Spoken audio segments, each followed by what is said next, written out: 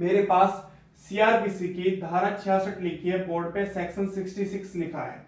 इसमें लिखा है सरकारी सेवक पर तामील। सरकारी सेवक पर तामील, जो गवर्नमेंट पर्सन है, मतलब जो सरकार की सेवा में है, जो सरकारी नौकरी में है, उस पर समन की तामील कैसे होगी आज समझेंगे। सीआरपीसी की धारा 66 में एक एक पॉइंट आपको अच्छे से बताऊंगा, सुनो।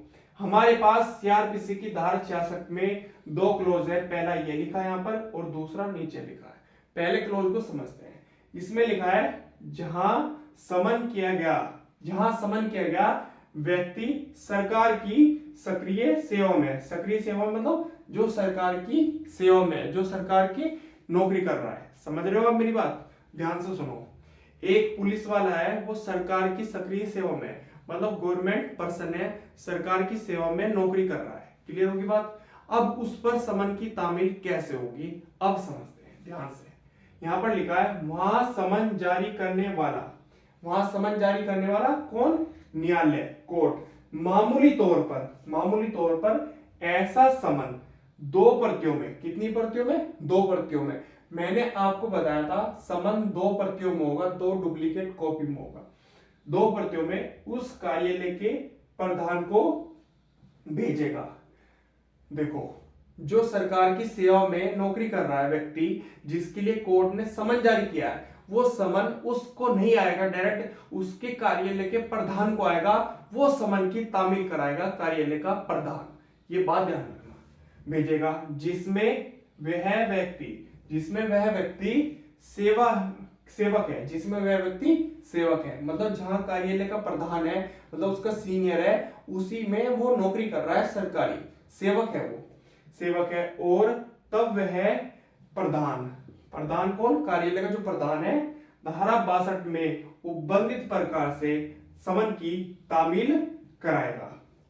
धारा 62 में मैंने आपको बताया था सीआरपीसी में, उसमें लिखा है समन की तामील कैसे की जाएगी।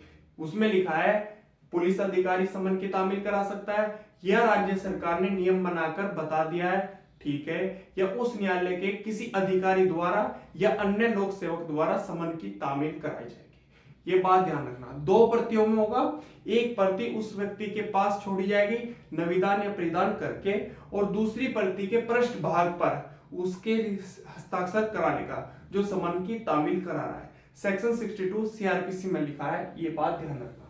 अब सुनो, इसमें लिखा है और उस धारा द्वारा कौन सी? धारा 62 के द्वारा, उस धारा द्वारा अपेक्षित प्रष्ठान सहित उस पर अपने हस्ताक्षर करके उसे न्यायालय को लौटा देगा।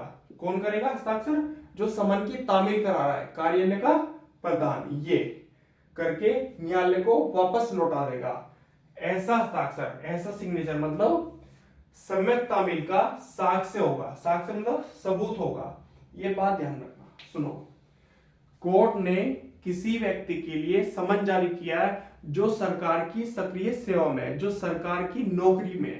क्लियर होगी बात? अब उस व्यक्ति पर समन की तामील हो रही है। वो समन की तामील कैसे होगी?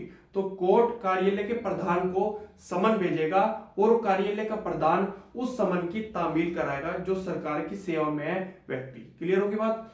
अब वो जो कार्यालय का प्रधान है, दो प्रतियों में से एक प्रति उसे दे देगा और दूसरी प्रति पर अपने रसीद हस्ताक्षर करके सम्यक रूप से उस सिग्नेचर को करके वापस कोर्ट को भेज देगा। कौन? कार्यालय का प्रधान।